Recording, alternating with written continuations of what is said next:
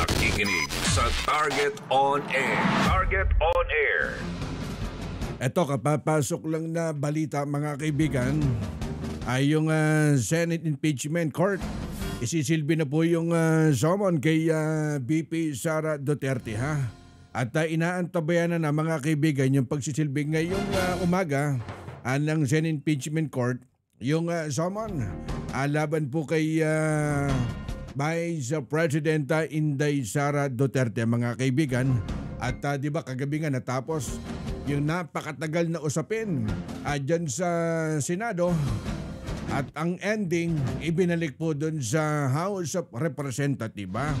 Dahil kasunod po dun sa impeachment rule mga kaibigan, binibigyan si VP Sara ng hindi po higit po dun sa 10 days, kumbaga 10 araw para sagutin yung mga article impeachment na isinampa po ng Kamara.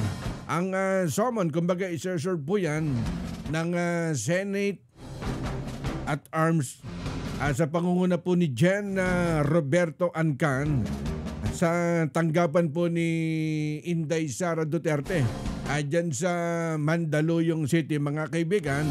Oras na maisilbi na to ay itong summon na to kay VP Sara kumbaga i-report agad kay Senate President Chis Escudero mga kaibigan.